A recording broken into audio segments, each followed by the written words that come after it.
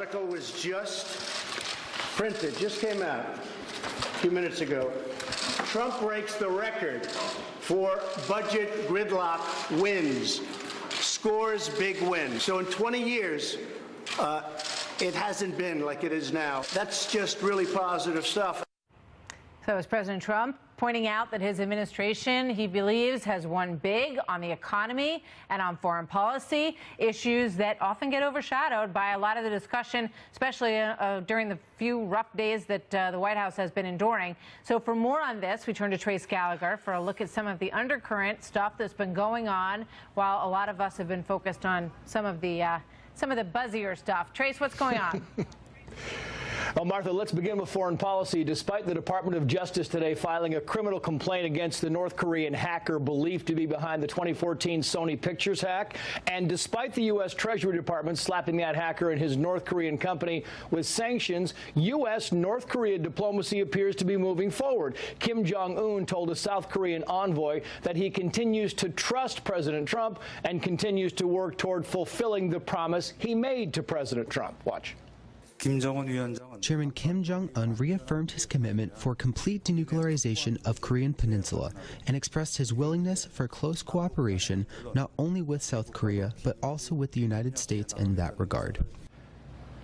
In response, the president tweeted, quote, "Thank you to Chairman Kim. We will get it done together." The North is holding another summit with South Korea later this month. Meantime, the president also appears to be winning the so-called trade war with China. A business professor and vice president of King's College in Manhattan wrote an op-ed for Newsweek saying that China was supposed to have the political strength and economic heft to win a trade war with the U.S., but, quoting here, with China's economy now evidencing strain under U.S. tariffs and the U.S. economy booming, it's Chinese leader Xi who finds himself in a surprisingly weak position. The op-ed ends by saying the president's willingness to challenge the status quo on trade leaves him in a strong position to strike a much fairer deal. And experts said the trade war with China would lead to job cuts because of uncertainty among employers. Except jobless claims are now at the lowest level since 1969, and the labor market is viewed as being near or at full employment.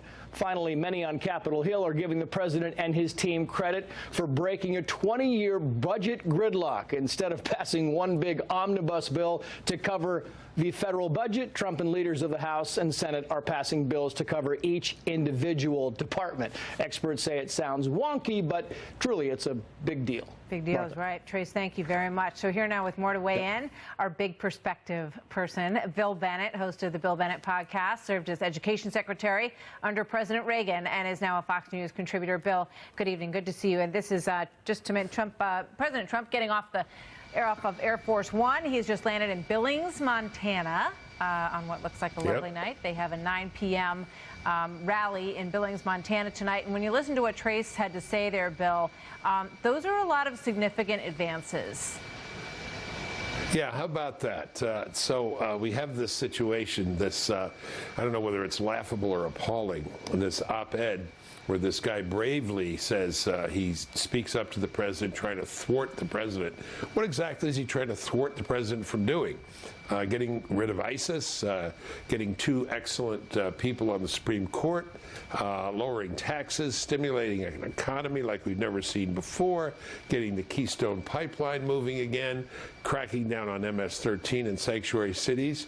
I mean, John Kasich was in a clip earlier in your show, Martha, saying it's chaos and he's the commander of chaos. If this is chaos, let there be chaos. Let's have some more chaos. I mean, he is getting stuff done. You know, and it's remarkable when you step outside of Washington, as you do in North Carolina, and you sort of kind of get a feel for what is actually on people's minds. And, whoa, the camera's having a problem there. I was reminded of a news item that happened, last week, that Mike Pompeo was supposed to participate in some of these meetings. The president pulled him back, said, don't go. I'm not pleased with what the North Koreans are saying right now. Yeah. And then, lo and behold, you have this extraordinarily successful meeting between the North and the South, and Kim Jong-un wants to make it very clear that he would like to have those discussions continue about denuclearization, Bill. Well, first North Korea, then North Carolina. North Korea, yeah, Mr. Kim Jong-un says he wants to deal with President Trump, and he trusts him. This is something no other modern president or any president has achieved. And in North Carolina, a friend of ours who lives in a small town, North Carolina, just said, she and her husband just said, this is garbage, this is nonsense, this is crazy. Who would care about someone writing anonymously for the New York Times? So when you talk about the unhinged, I think it's a lot of the people who are taking this thing to the panic point. Yeah. I saw another cable station, I won't say what it begins it begins with C and ends with N, that they said total chaos at the White House as everything is riven, everything is falling apart. Mm-hmm. Well, if the record I cited just in part is what it means to fall apart, may we all fall apart that way. The one thing this does do, though, doesn't it, Martha? It confirms what Donald Trump has been saying, that there is definitely a deep state, definitely a lot of people out to put him down. And let's remember the serious constitutional issue here. He was elected. This anonymous guy and these other people were not elected. And when you thwart him, you're thwarting the American people. Yeah, you're thwarting the American people. Absolutely. You know, I can't help but wonder if this person who wrote this is, you know, thinking about their next job, and it's so insular inside the Beltway, and you have all these headlines about constant chaos, which may or may not end up to be true. Right. But if, you know, they think everything's about to implode, and they're worried about their next job, they're trying to make sure that it's very clear that they weren't necessarily in with the agenda at the White House, so that they can maybe pave the way for a future. Pretty short-term thinking. Yeah, yeah. Bill, thank you. Yeah, at the Harvard Business School, they talk about destructive innovation. So, thank you very much. You think that's an example? Bill, thank you very much. Good to see you tonight. So, should Americans stop taking credit for putting a man on the moon? A movie thinks that's a good idea. One small step for man, one giant leap for mankind. That never gets old. Jonah Goldberg never gets old either. He's here to explain why patriotism and pride might not be such a bad thing when we